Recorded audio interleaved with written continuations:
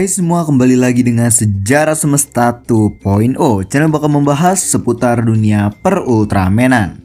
Di video kali ini admin bakal bahas 4 kejanggalan yang selalu dan pasti ada dalam setiap Ultra series dan masih terus dilakukan dan diwajarkan sampai detik ini guys. Kita tahu bahwa franchise Ultraman ini udah berlangsung lama banget, sejak 1966 kalau dihitung dari series Ultraman Mbah. Tapi sampai sekarang masih banyak banget kebiasaan aneh yang masih tetap dilakuin dan kita ngeliatnya kayak ya udah gitu loh. Emang gak ada yang sempurna ya, apalagi film fiksi gini, penuh dengan rekayasa dan kita harus berpikir di luar logika. Tapi kalau kita pikirin dengan logika, ada beberapa hal yang bakal kedengeran janggal di telinga kita. Tapi jangan sampai kita protes ya. Ini kan cuma detail kecil yang gak ngaruh apa-apa ke keseluruhan cerita. Yang penting selama ceritanya masih bisa dinikmatin ya oke-oke aja gitu. Jadi langsung aja, karena penasaran kan? Ya langsung aja kita ke yang pertama. Yang pertama adalah soal aturan batas waktu yang biasanya disinggung sebagai formalitas dalam serial Ultraman. Nah, batas waktu bertarung untuk kebanyakan Ultraman adalah sekitar 3 menit. Tapi banyak juga sih batas waktu lain. Admin ambil yang paling umum aja ya, yaitu 3 menit. Nah, sayangnya pada implementasi realitanya, aturan itu cuma sekedar formalitas yang gak pernah dipeduliin guys. Paling ya kayak episode awal doang gitu yang menjelaskan Ultraman itu gak bisa bertarung lama di bumi. Jadi dibikin bahwa aturan itu kayak terkesan ada gitu loh. Cuman makin episode ke belakang, aturan itu udah gak pernah dipedulin lagi. Udah gak ada itu aturan, cuek udah. Ada beberapa Ultraman yang bertarung dari mulai matahari cerah sampai matahari mulai tenggelam. Baik itu mereka bertarung atau cuma sekedar berdiri aja di bumi ngelamun gitu, tetap aja ngelewatin batas regulasi waktu karena mereka jauh dari matahari. Walaupun banyak pembelaan, kan yang kita tonton itu waktunya beda min. Ya admin tahu guys, tapi masalahnya sebagai penonton juga kita tahu kali kalau dari matahari cerah ke matahari tenggelam itu nggak mungkin cuma 3 menit, minimal setengah jam lah. Tapi ini cuma detail yang jarang dipeduliin dan nggak ngaruh ke cerita, jadi it's okay. Yang kedua adalah soal tinggi fisik Ultraman. Setiap Ultraman pasti punya statistik yang berbeda-beda. Kalian bisa dapetin informasi ini dari website Suburaya, Ultra Fandom, dan lain-lain.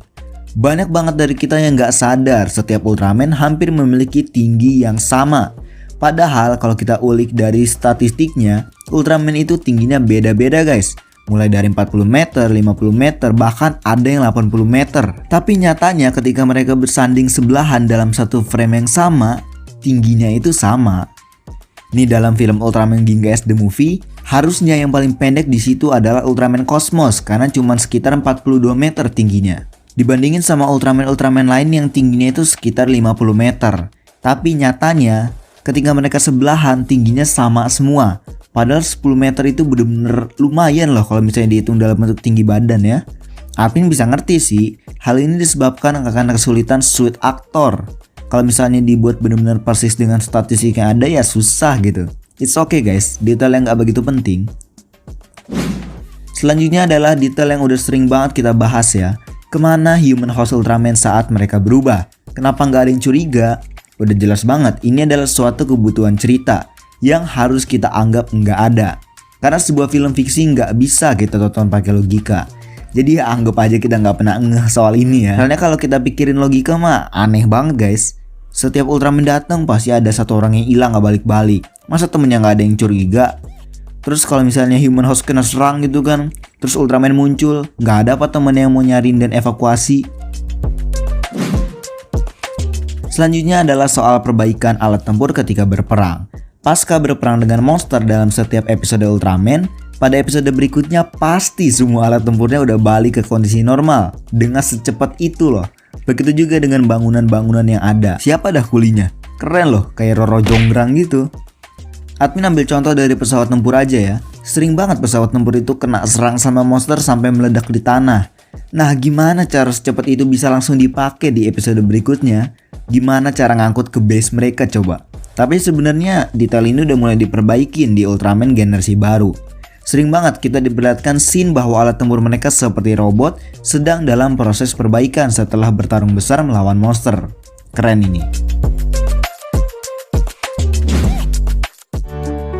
Nah itu dia kejanggalan yang udah kita anggap lumrah dalam serial Ultraman. Ada lagi nggak guys yang menurut kalian tuh kayak aneh gitu? Cuman ya udah kita ngelihatnya kayak ya udah is okay gitu. Udah biasa lah, diperbaikin juga nggak ngaruh, nggak diperbaikin juga ya udah.